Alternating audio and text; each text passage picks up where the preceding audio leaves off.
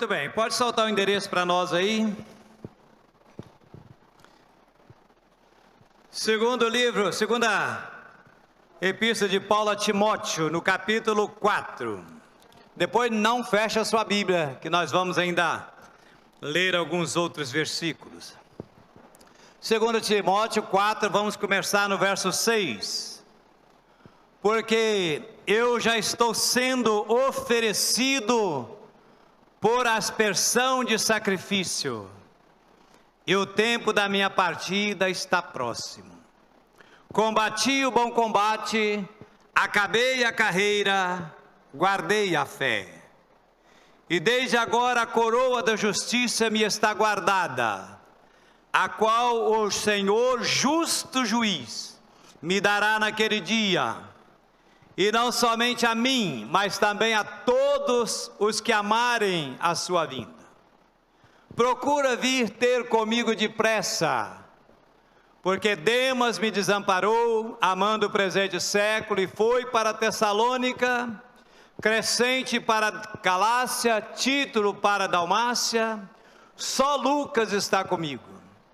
Toma Marcos e traze-o contigo, porque me é muito útil para o ministério. Também enviei Tíquico a Éfeso. Quando vieres, traze a capa que deixei em Troas, em casa de Carpo, e os livros, principalmente os pergaminhos. Alexandre o latoeiro causou-me muitos males. O Senhor lhe pague segundo as suas obras. Tu guarda-te também dele, porque resistiu muito às nossas palavras. Ninguém me assistiu na minha primeira defesa, antes todos me desampararam. Que isso lhes não seja imputado. Mas o Senhor assistiu-me e fortaleceu-me para que por mim fosse cumprida a pregação, e todos os gentios a ouvissem. E fiquei livre da boca do leão. E o Senhor me livrará de toda má obra, e guardar-me-á para o seu reino celestial, a quem seja glória para todos sempre. Amém. Aleluia. Quero conversar com você nessa noite sobre esse tema. Fala para mim. Só o ensaio. Agora vamos lá. Firme. É isso aí. Querido, olhando para a vida de Paulo, nós chegamos a uma exata conclusão. Diga assim comigo: sofrimentos. Bem bonito, sofrimento, situações adversas, tempestades na vida, não são motivo para deixar de fazer a obra de Deus. Eita, você concorda? Amém ou não amém? Quando Paulo escreveu essa carta para Timóteo, veja bem, Paulo não está num gabinete pastoral, no ar-condicionado. Paulo não está numa suíte de um hotel 5 estrelas. Paulo não está numa casa de campo. Mas Paulo estava numa masmorra, Paulo estava preso no corredor da morte, apenas aguardando o dia da sua execução. E quando eu vejo Paulo nessa situação, querido, eu valorizo e amo ainda mais as palavras desse homem, desse servo de Deus. Ele escreve a Timóteo num período difícil para a igreja passava, os cristãos passavam por grandes sofrimentos. Muitos deles eram queimados, muitos deles eram crucificados, jogados às feras. O cristianismo passava por um momento extremamente difícil. Paulo já está velho. Paulo já está pensando talvez em passar o bastão, talvez antes da sua execução. Essas são as últimas palavras de Paulo registrada na Bíblia. Eu já falei aqui para vocês, alguns domingos atrás, que quando Nero assume o governo romano, no ano 54, as coisas ficaram tremendamente difíceis para os cristãos. Nesse período, eu creio que a igreja passa pelo pior momento de toda a história da igreja. No ano 64, Roma é devastada por um grande incêndio.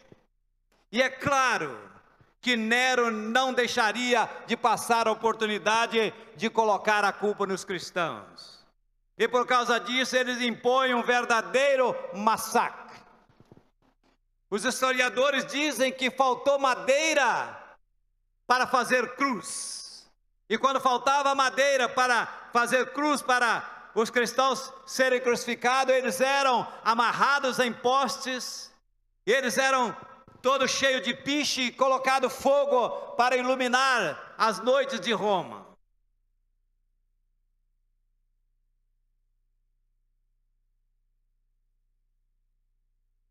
E pior, Paulo é acusado como sendo o chefe desses incendiários, o chefe de todos aqueles que ele acusava de ter feito aquilo com Roma.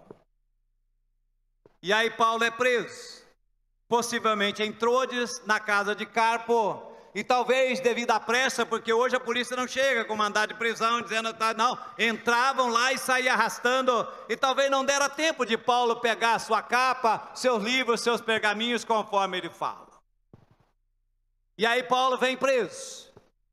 Paulo é jogado então numa masmorra, e dali só sairia aqueles que estivessem leprosos, ou então para a sua execução. Um lugar frio, úmido, mal cheiroso, escuro. Esse era o lugar que Paulo se encontrava. E é exatamente dessa prisão que ele escreve essa carta. Mas antes de entrar no texto que eu acabei de ler com você, eu quero chamar a sua atenção para alguns versículos a mais no decorrer dessa carta, que certamente, assim como impacta o meu coração, certamente vai impactar o seu coração também. Se não, vejamos, no capítulo 2, no verso 9, ele diz assim: pelo que sofro trabalhos e até prisões como um malfeitor. Pense comigo nas fake news da época. O assunto de esquina, o assunto, os comentários de rua. As pessoas dizendo umas para as outras assim: está sabendo da última? Não, qual é? Lembra daquele apóstolo que plantava igreja, aquele que curava enfermo? Pois é, está preso. É um bandido. É um malfeitor. É um criminoso. É ele que está por trás desse incêndio aí de Roma. Querido, o que está acontecendo aqui é uma das coisas piores, mais dolorosas que se pode acontecer na vida de um homem, de um servo de Deus.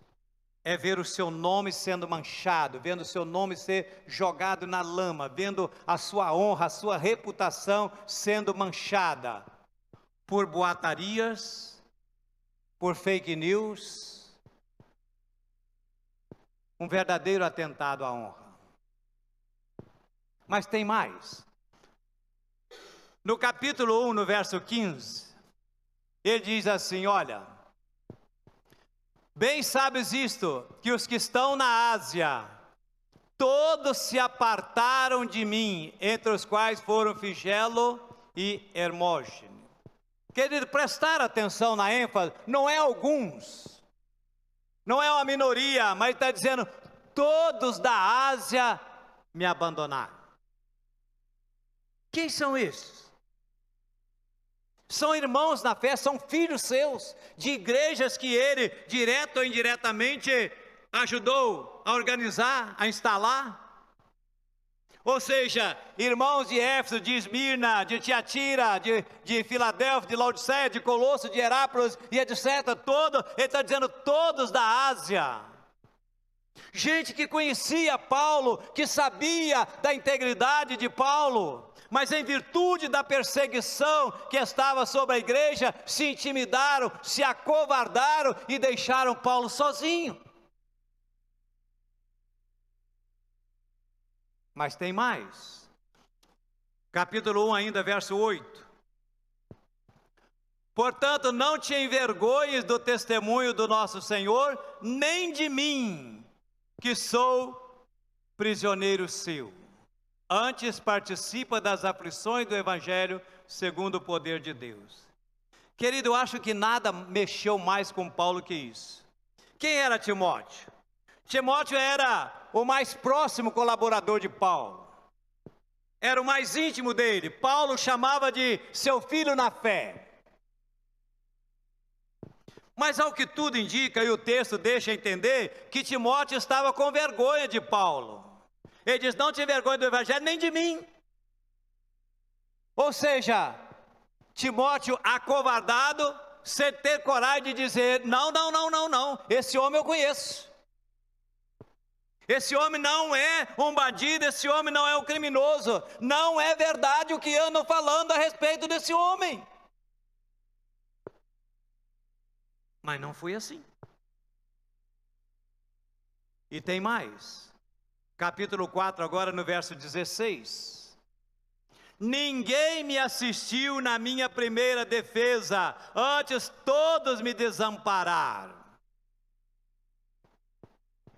Queridos, eu fico imaginando que quando Paulo foi para a sua primeira defesa, ele deve ter pensado assim, olha,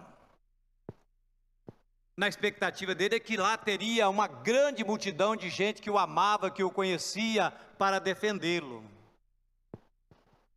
Mas olha o que aconteceu. Ninguém me assistiu na minha primeira defesa, ou seja, não apareceu um sequer. Você pode imaginar isso? Que ingratidão. Você pode imaginar como Paulo deve ter ficado, sendo inocente, não consegue apresentar uma pessoa só como testemunha sua?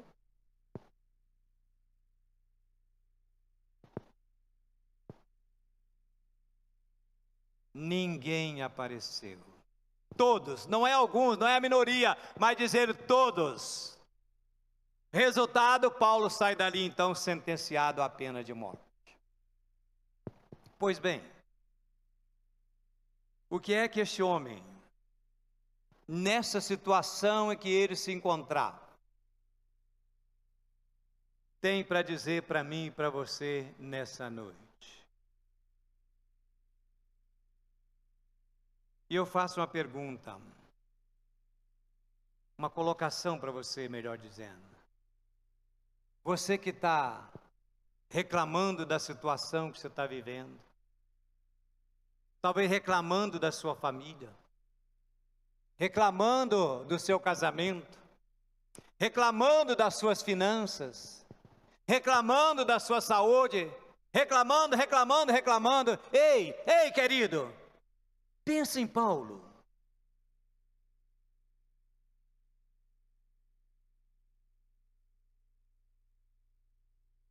E eu encontro aqui, nas palavras desse homem, alguns princípios, querido, para encorajar o nosso coração. O primeiro deles está no verso 9. Procura vir ter comigo depressa.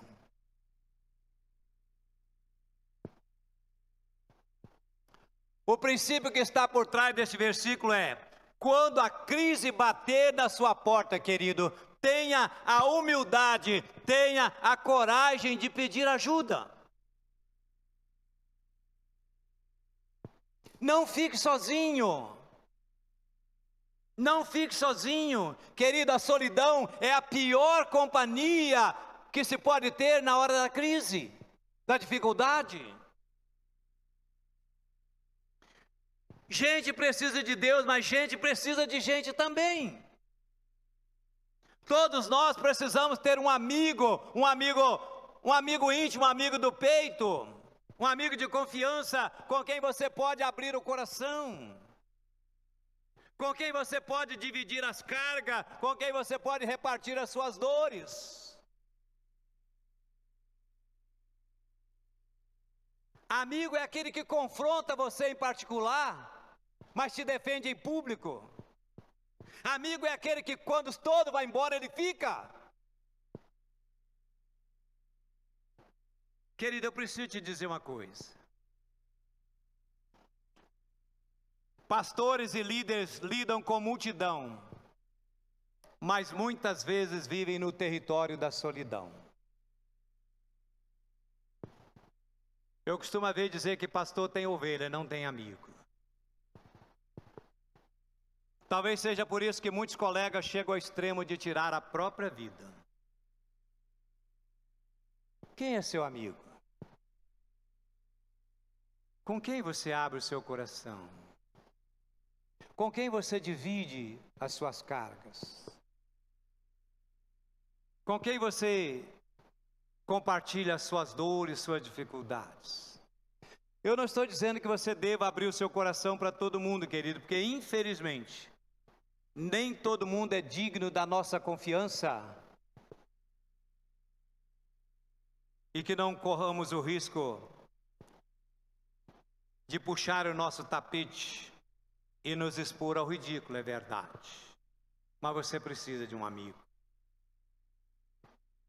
Segundo princípio, eu vejo no verso 10, quando ele diz assim: porque Dema me desamparou, amando o presente século, foi para Tessalônica, Crescente foi para Galácia, e Tito foi para Dalmácia. Querido, quando todos decepcionarem você, não faça registro de mágoa, ou seja, não guarde na sua memória, isso na sua memória, não crie um arquivo dessas decepções na sua memória. Entenda, querido, que nós decepcionamos pessoas e pessoas também nos decepcionam, até porque nós não somos perfeitos. E às vezes nós machucamos pessoas sem saber que estamos machucando. Ora, isso acontece, já aconteceu comigo, quantas vezes? E às vezes a pessoa chega: pastor, eu estou chateado com o senhor. O que houve, meu irmão? Pelo amor de Deus, fala para mim. O senhor chegou lá, falou com fulano passou, nem deu um oi para mim. Meu irmão, me perdoa, certamente eu corre ali. Mas se essa pessoa não vem falar comigo, como é que ficava? Deixa eu falar uma coisa para você. Se você fizer arquivo de mágoas na sua memória, você vai perder a sua alegria, você vai perder a sua saúde, você vai perder o seu apetite, você vai perder o seu sono. Você vai ficar prisioneiro dessa pessoa. Você vai sair de férias, ela vai junto. Você vai passear, ela vai junto. Você vai no restaurante, ela vai junto. Você vai dormir, ela vai deitar com você. Você levanta, ela levanta com você. Irmãos queridos, a vida cristã não é indolor. O que eu falei? Não é. E se nós não aprendermos o princípio de perdoar, querido, a alma da gente azeda. E coisa azeda, você sabe como é que acontece. Se alguém está machucando você, querido, não guarde mágoa. Põe o pé na estrada e segue o seu caminho em nome de Jesus. Terceiro princípio, está no verso 11. Só Lucas está comigo, toma Marcos e traze-o contigo, porque é muito útil para o ministério. Se você machucou alguém, queridos, feriu alguém, se você foi duro com alguém, tenha a humildade de pedir perdão. Eu vou explicar isso aqui. Em Atos 13, João Marcos, que era um dos colaboradores das viagens missionárias de Paulo e Barnabé, em determinado momento, Marcos o abandona, volta para a casa da sua mãe. A Bíblia não diz, mas a grande pergunta é: por que que Marcos abandonou Paulo e Barnabé? Podemos imaginar 3 hipóteses. A primeira é que ele era muito novo, de repente imaginou que uma viagem missionária poderia ser uma aventura, ou quem sabe uma espécie de turismo, e viu que não era bem assim e voltou. A segunda hipótese é que no início da viagem, o líder da caravana era Barnabé. Mas com o passar do tempo, Paulo assume o comando. Como ele era primo de Barnabé, ele pode ter pensado: bom, quando meu primo estava na liderança, tudo bem, mas agora com o outro eu não vou não, estou fora. E uma terceira hipótese, talvez a mais provável, é que depois daquele grande concílio em Jerusalém, depois daquele encontro maravilhoso, Paulo e Barnabé resolvem visitar novamente as igrejas por onde eles haviam passado. E talvez Barnabé tenha de Paulo: vamos fazer novamente uma viagem. Oh, que ótimo, maravilhoso, vamos rever nossos irmãos, tudo bem. E talvez Barnabé tenha falado: olha, João Marcos quer ir com a gente, meu primo. Paulo deve ter falado: não, senhor, comigo não vai não. Já pisou na bola uma vez: mas Paulo, meu primo, pediu para ir, eu estou a fim de levar, ele mudou. Não, comigo não vai não. E a Bíblia diz que houve tamanha contenda entre eles que acabaram se separando. Barnabé pega Marcos e Paulo pega Silas. E agora Paulo, no final da sua vida, fazendo um balanço, que ele estava, como ele mesmo escreveu para nós: já estou sendo oferecido por aspersão, ou seja, está chegando a hora. E Paulo agora, revendo as suas memórias, deve ter pensado assim: poxa, eu fui muito duro com Marcos. E aí ele escreve para Timóteo dizendo: traga-me Marcos, traga-o contigo, porque me é muito útil ao ministério. Quarto princípio, está no verso 13. Quando vieres, traze a carpa que deixei em Troas, em casa de Carpo, os livros, mas principalmente os pergaminhos. Queridos, pergaminhos eram cópias das Escrituras. Qual é o princípio aqui? Por pior que seja o momento que você estiver atravessando, querido, nunca perca o entusiasmo pela palavra de Deus. Nunca perca a alegria, o privilégio, o prazer de estudar a palavra de Deus. Veja bem, Paulo está numa prisão, Paulo está no corredor da morte, já velho, mas ele quer estudar ainda mais a palavra de Deus. Claro, querido, eu fico triste de ver que tanta gente, com tantos anos de crente, mas são pessoas que não estudam a palavra de Deus, não têm prazer na palavra de Deus. Haja vista a frequência na EBD, que eu não encontro lugar melhor para se estudar a palavra do que na escola bíblica dominical. Ei, querido, peça a Deus para avivar no seu coração um desejo, um interesse, o prazer de estudar a sua palavra. Peça a Deus para colocar no seu coração um desejo de aprender mais e mais da palavra de Deus. Quinto princípio está no verso 14. Alexandre o latoeiro causou-me muitos males, o Senhor lhe pague segundo as suas obras.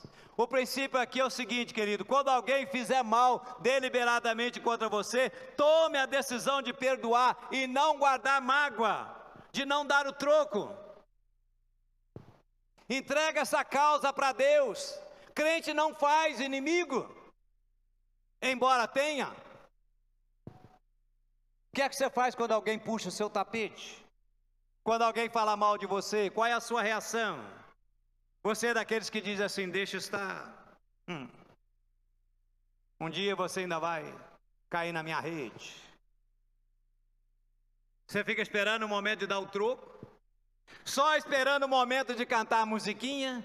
A minha vitória tem sabor de mel, tem sabor de... Amados, perdoar não é fácil, não é, mas é necessário.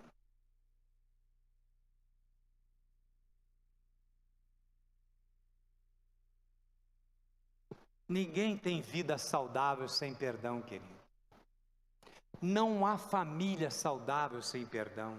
Não há casamento saudável sem perdão. Não há igreja saudável sem perdão. Como é que está o seu coração? Você está arquivando mágoas no seu coração? Você precisa resolver essa situação, querido. Não dê o troco. Não revide. Entrega isso para Deus, porque Ele sabe resolver tudo. Paulo diz lá em Romanos 12:19: minha é a vingança, diz o Senhor. É Ele, querido, não é você não.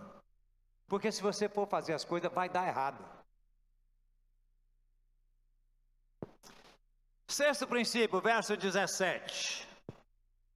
Mas o Senhor assistiu-me e fortaleceu-me, para que por mim fosse cumprida a pregação a todos os gentios. O princípio aqui é, querido, por mais dolorosa que seja a situação que você esteja enfrentando, mesmo quando todos te desampararem, Deus nunca te desampara. Olha o que ele diz: o Senhor me assistiu. Paulo diz lá: ninguém me assistiu, não é isso? Mas o Senhor me assistiu e me fortaleceu. Ou seja, Deus não te desampara. Você não está sozinho nunca. Amém, gente? Amém. Acorda aí então. Sétimo princípio está no verso 21, que eu não li. Procura vir antes do inverno.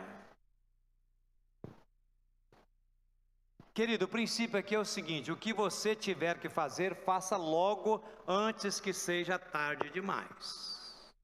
No verso 9, lá onde nós lemos, ele diz assim: procura vir ter comigo depressa. O que é depressa? É daqui a pouco?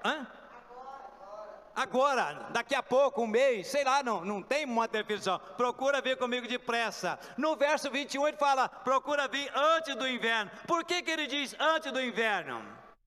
Porque o inverno durava 3 meses, e nesses 3 meses era difícil a navegação. Não é como hoje que se tem tanto aparelho para navegar. Então Paulo estava dizendo: Timóteo, venha logo, porque se você esperar passar os 3 meses de inverno, possa ser que quando você chegar aqui eu já tenha sido executado. Numa linguagem popular, se você não vier agora, não precisa vir mais. E isso é um princípio. Sabe quando vem na sua cabeça assim, aquele desejo de dar uma oferta, aquele desejo de ajudar alguém, de fazer uma visita, quando de repente vem e você bate aquele desejo, querido, não subestime isso não, por favor, não subestime, atenda. No início, bem lá no início da minha caminhada cristã, eu estava no seminário e um dia um irmão ligou para mim dizendo: irmão Joel, tem um vizinho meu lá que ele está muito doente e ele gostaria de receber uma visita, daria para o irmão fazer uma visita a ele lá hoje à noite? Digo, vamos. E nós fomos lá, oramos, cantamos, dei uma palavra, mostrando a ele o caminho da salvação, fiz o apelo e para a glória do Senhor ele recebeu Jesus como Salvador. Fui embora. Quando foi no outro dia, de manhã eu liguei para ele, disse: como está o senhor? Não lembro agora o nome. Como está o senhor fulano? Ele, pastor, faleceu essa noite. Você pode imaginar a minha satisfação? Mas também existem testemunhos tristes a esse respeito. Eu ouvi da boca de um colega esse testemunho. Tem um pastor que o irmão ligou: pastor, será que você podia dar um pulinho lá no hospital, visitar o meu avô, que ele está muito mal? Ah, hoje não posso não, irmão. Talvez amanhã, depois, quem sabe, mas hoje não dá. Pastor, ele está muito mal. Não, mas eu não posso.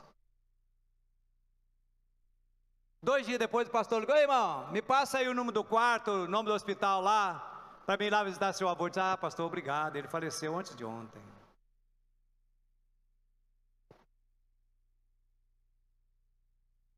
Querido, deixa eu falar uma coisa com você. Preste bem atenção. Tem coisas que ou você faz agora ou você não terá chance de fazer mais.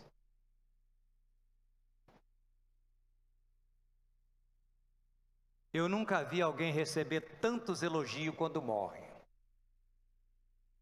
Mas eu pergunto, será que ela ouviu alguns desses elogios enquanto estava viva?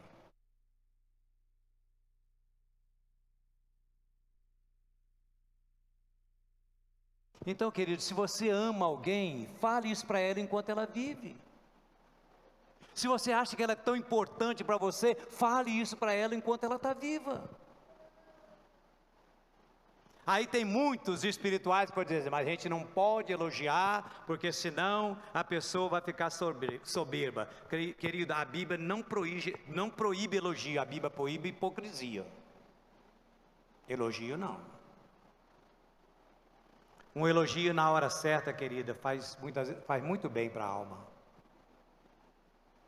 Davi era um homem admirável, todos nós sabemos disso. Mas Davi falhou muito no que diz respeito à família.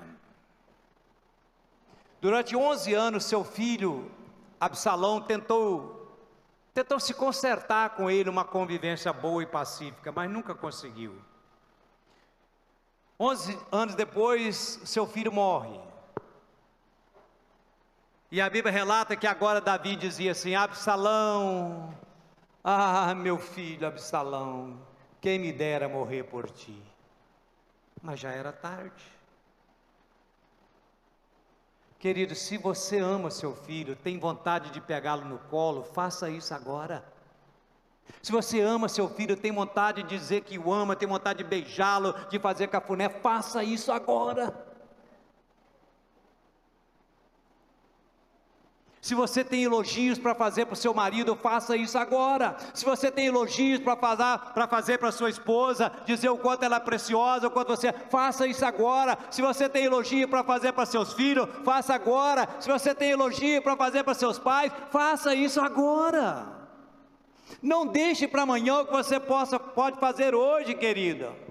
Não deixe para levar flores no túmulo. Tem pessoas que recebem mais flores no dia do velório do que em toda a sua vida, quando não há mais nenhuma oportunidade de cheirar um botão de rosa daquele. Sabe por que as pessoas recebem mais flores no velório do que em vida? Porque a voz do remorso fala mais forte do que a voz da gratidão.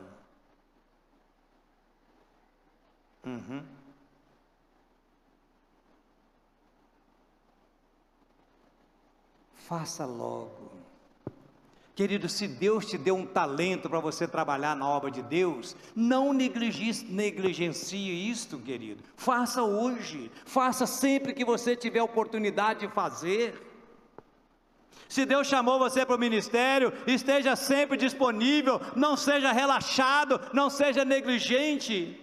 Eu fico vendo líderes, querido, pedindo, pelo amor de Deus, me fala quando é que você pode ser escalado, me fala quando é que você pode vir para a escala. Querido, eu fico em casa batendo a cabeça na parede, desesperado, revoltado, chorando e dizendo: meu Deus, tenha misericórdia desse povo. Eu vou ver quando é que eu posso dar um dia para você, Senhor. Eu vou ver quando é que pode me escalar. Ah, meu Deus.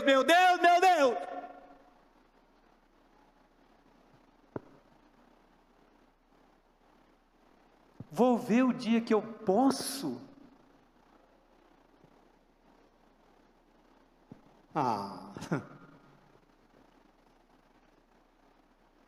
Eu vou olhar na minha agenda. Tal dia eu não posso, tal dia eu não posso, tal dia eu não posso, tal dia eu não posso. Eu não vou nem dizer porque não posso, porque eu não quero sair da bênção, não quero perder a unção. Estamos invertendo tudo, queridos.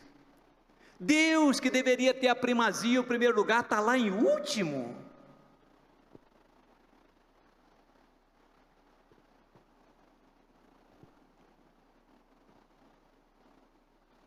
Muitos acham que quando vem à igreja, de vez em quando, hoje eu vou na igreja, tal dia assim eu vou, pode me escalar. Acha que estão fazendo um favorzão para Deus? Acha que estão... Deixa eu falar uma coisa para você. Deus não quer seu favor não, querido.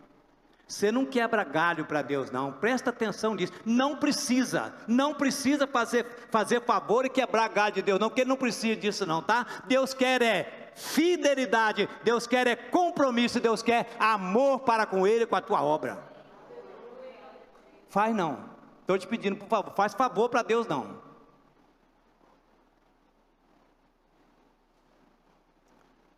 Não deixe para amanhã. Então preste atenção no que eu vou te dizer, querido. Tem coisas que ou você faz agora, ou você pode perder a chance de não fazer nunca mais.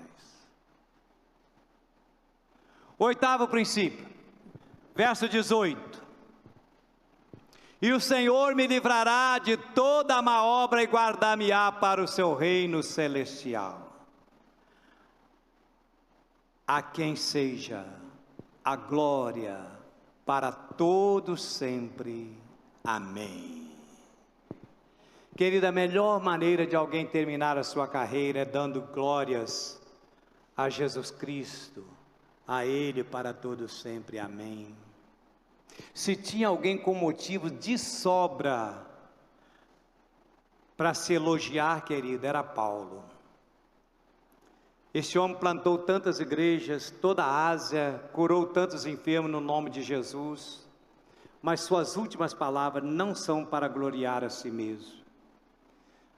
Mas ele fecha as cortinas da sua vida, levanta a sua mão para dar glórias a Ele pelos séculos dos séculos. Amém.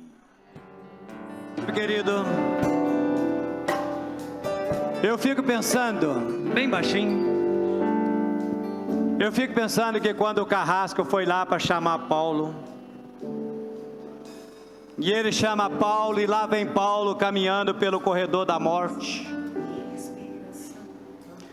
e talvez, como era de costume, ele disse: olha, você tem direito a dizer algumas palavras, quer falar alguma coisa? Eu fico imaginando que Paulo deve ter falado: quero sim.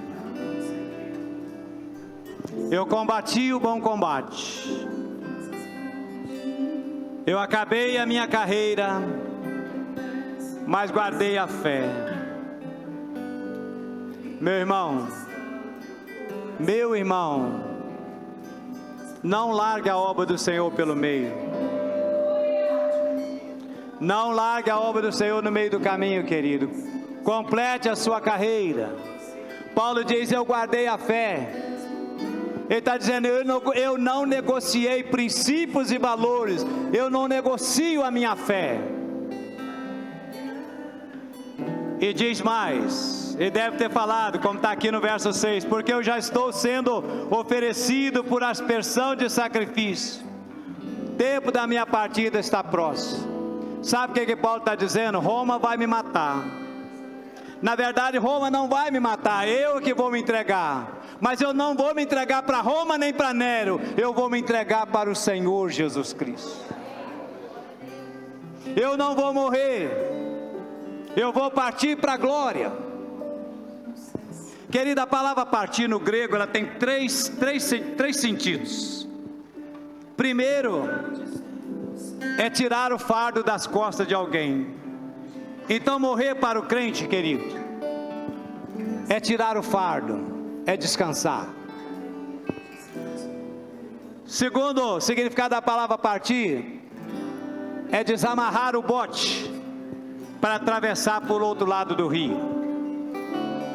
Então, querido, morrer para o crente é fazer uma viagem para o outro lado, rumo à pátria celestial. Terceiro significado de partir é afrouxar as estacas, desmontar a barraca para voltar para cá.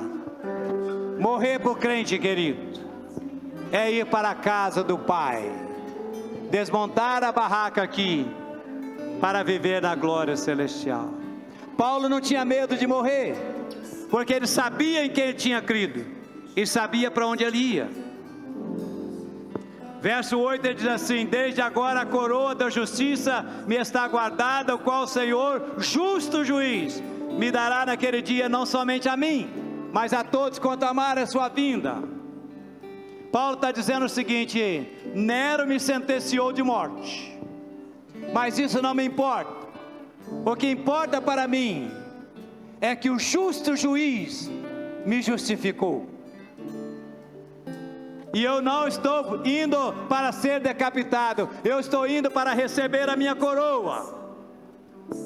E é dessa maneira que ele fecha as cortinas da sua vida. Põe a cabeça na forquilha, o carrasco vem e mete a espada. A cabeça cai para um lado, o corpo tomba para o outro. Tomba na terra como mártir e é recebido na glória como um príncipe. Meu irmão, não reclame, não desanime, não desista, permaneça firme, não seja negligente com a obra do Senhor, porque o próprio Paulo escreveu para os coríntios: sede firmes e constantes, sempre abundantes na obra do Senhor, porque o vosso trabalho não é vão no Senhor. Que Deus nos abençoe. Deus abençoe a sua vida.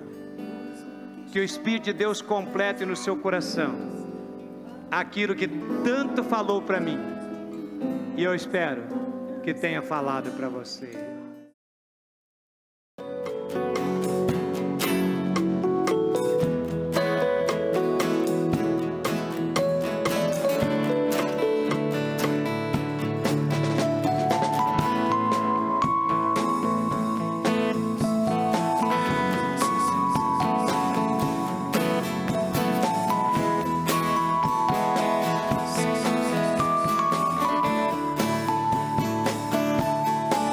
Hoje acordei com a intenção de te falar tudo que eu vi e percebi você fazendo a mim sem merecer, me dando de melhor. A tempestade se passou quando eu ouvia só trovões, brilhou o sol tão lindo e aqueceu. Depois da chuva que me encharcou, eu te agradeço, só te agradeço.